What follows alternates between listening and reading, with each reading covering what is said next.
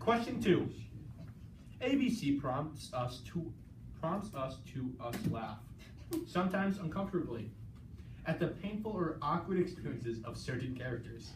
Because these experiences are not as amusing for the characters who suffer through them, or for people who may suffer from the same experiences in real life, do you think this use of humor is appropriate? Explain and use. Cite examples with page numbers. Begin. I think it is kind of appropriate because like the way that he draws it, like just it's lighthearted enough that it doesn't offend anybody too bad. Like, but it does bring the point across. Like on page 2 to 3, where like Chinky is like dancing and singing that song, and just Harry brought up something about how it relates, but I can't remember. But like it's enough that it gets a point across, but it's not gonna hurt anyone's feelings too bad. I think a great example is on page 111, 112, and 113. Like you see the humor of Chinky, like as he, over those pages, he answers the questions in class in the stereotypical smart Asian way, and you see all the ha-has on the bottom, and you can just like, and it's really making fun of the stereotype, and it makes it like really like, it makes it seem really stupid. It makes it seem like, with all the ha-has especially, it makes everybody seem like they're making fun of it, and you really realize it and realize how stupid it is. I agree with Max. I enjoy that the author allows us the ability to laugh at these over-exaggerated stereotypes, because Jin is just a normal person, but he feels persecuted for being Chinese, and Chinky represents the stereotypical Chinese person, and it's good that the author allows us to laugh at him, because it allows us, like Max said, to realize just how absurd the stereotypes are. Like page 48, when Chinky comes in and he says, "Hello, America," and he's got takeout bags or takeout boxes as his luggage. It makes us realize how ridiculous that is. I think they use it to show typical stereotypes that like some people might find funny and like other people might find it offensive. Like on page 114 with him eating cat, like Mitchell said, and then on page 48 with his yellow skin and how he pronounces things, and like with his takeout luggage. I think that they did the things like more in the background, so it didn't seem like dominant or like racist in a way.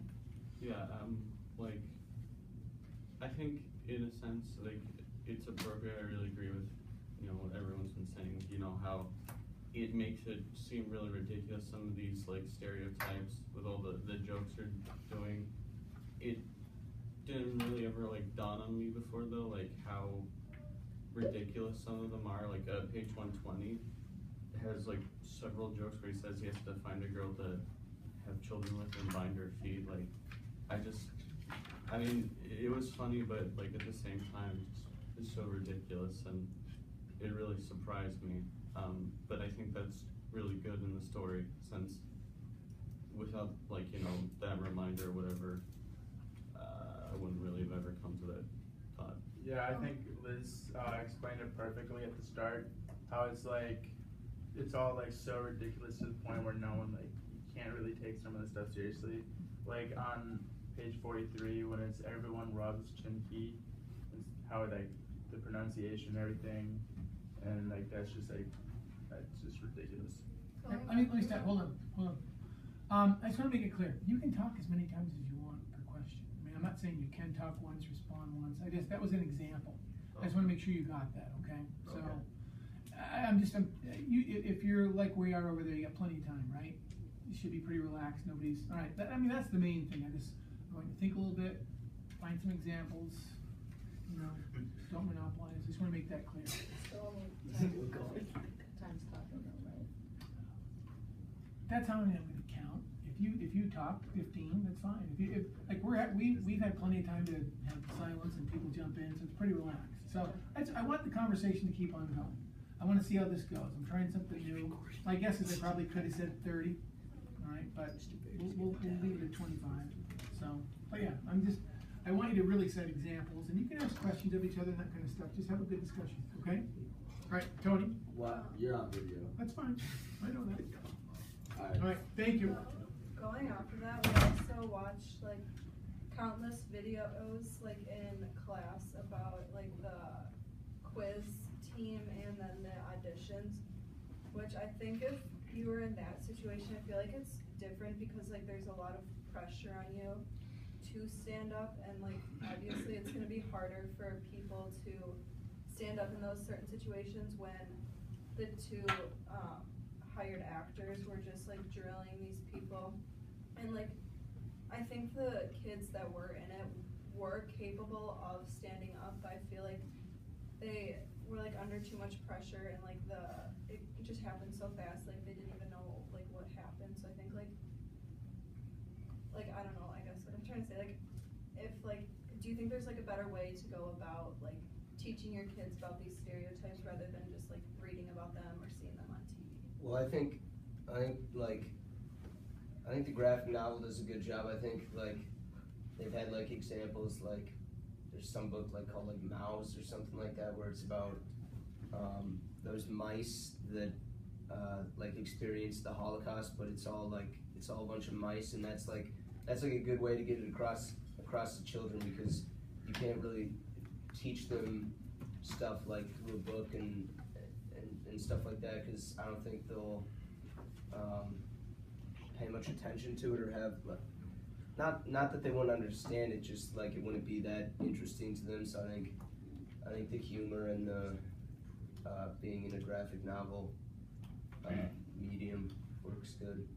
I don't think that the humor was appropriate, because in reality, even if it's like trying to make fun of something, it still hurts like the people. Like for example, like for the Monkey King on page 55, panel 1, he was ashamed of being who he was, so he wanted to change the stereotype of monkeys are like dirty by making everyone have shoes. And like, even like through the NBC's video, My Kid Would Never Do That, you saw like, you could obviously see like when the Muslim girl was singing, you could see that like her pain after she found out that she'd been cut. So like stereotypes through like movies and all this stuff aren't good, even though it's meant to be funny. I disagree that the humor was inappropriate, because Gene Yang is Asian also, so he's making like jokes or stereotypes about his own culture, so I don't think he's trying to like offend anyone, because he's like making jokes about his own culture. Yeah, that's the thing. Like, he wasn't really trying to offend anybody in the novel. Like this graphic novel. Like this whole graphic novel is just sharing like what people have to go through, and it like gives you a look at what people have to go through. Like it's not like he wrote this book just to be funny. Like he wrote this book with more meaning into it. Like he explains that too. Like if you look it up. Yeah, I also like thought that the graphic novel did a good job of it. When we watched that video, I could see, you know, how odd it was, and you know how like it wasn't right the way they were like discriminating that one girl during the like singing. I don't remember what it was. It was a talent show sort of thing. But it never really rang with me how ridiculous it was. It just felt, when I watched the TV or the video, it just felt like, oh, well, yeah, people think that way, you know, and I didn't think of it again. But with the story, with American-born Chinese, it really like rang with me after like seeing how just ridiculous and silly it is, some of the stereotypes that we have. I think, well, for the jokes that he made, I kind of like agree and disagree with Kalkar when he said that they're not like something you should be doing, because I think it's like all based on like prior experiences. Like if you've had to deal with racism in real life, then obviously these jokes aren't going to be as funny to you. But I mean, I guess I just feel like discrimination is not necessarily something that everyone thinks should be like joked about at this point, because it's still like such a it's still such a topic and issue in our nation right now. So I kind of agree with what you just said, and then like kind of going back to what Frodo said, it like the humor helps you like make it like like realize how ridiculous it is. So like puts like the humor just kind of like helps you think about it more. Because if it's really really serious, you kind of just like look at it one way and then kind of go back to it. I agree with what she just said. It's not appropriate to laugh at like racist things that happen in real world, but in a book, if the book was taken more serious, then I feel like nobody would have they would have got the point, but it wouldn't have been as effective because they would have just read it and be like, wow, this is like just too serious and too real. So like I would say in this case in the book, it was more appropriate to add humor in there. I understand that like the humor could make people uncomfortable, especially people who have like been discriminated against. But I think like the meaning is very clear in this book, and that it's like you can clearly like even if you're discriminated against, I feel like you can clearly see like the meaning and the reason behind it, especially towards the end of the book when you see all the characters coming together and you see it all the pieces to the puzzle come together. I think the meaning's clear, and even if maybe you were offended earlier in the book, I think by the end you realize that this is making fun of discriminating against people. I agree with Max. I think that the meaning is like more not to like make these jokes in real life, but instead to like realize that these exaggerated stereotypes to some extent people do believe, and people do like stereotype people for these things. So we kind of need to like know that these things aren't necessarily true, and like putting them in like a funny way in the book, but like then we know that they're wrong. Kind of like shows that like we shouldn't do this, but it's like kind of reality that people still think these things and say these things. To answer Allie's question earlier of like how you can raise kids to like make them think differently so they don't just learn like stereotypes and like stuff like that through like books and movies. I think that it also like all relates back to like your parents and like what they think and how they talk about people and how they see people and stuff like that, just because like not like my dad's racist or anything, but he'll just like make comments about stuff like, and I'll just be like, you really shouldn't have said that, and then like I'll just like think of those things when I like would like see the people and I'd be like, wow, like my dad would say this, he would think this. I think it's hard for really like teach kids not to like see these stereotypes, because it's like in everything. Like you say, oh, what's a great movie, and they say, oh, this movie from way back then. But then in this movie, there could be something that's stereotypical or something, and everybody thinks this is a great movie. This is an awesome movie. You have to see it, and then you see that, and you automatically think, oh, this is what it is. So I think this graphic novel is a great example of just like to like show like kids and everything that, because it's humorous, it's easy to understand, and it really captures it. Like I loved it. I really agree. I agree with Max on that. I feel like it showed those stereotypes and how people look at people of different color skin or different ethnicities like really well.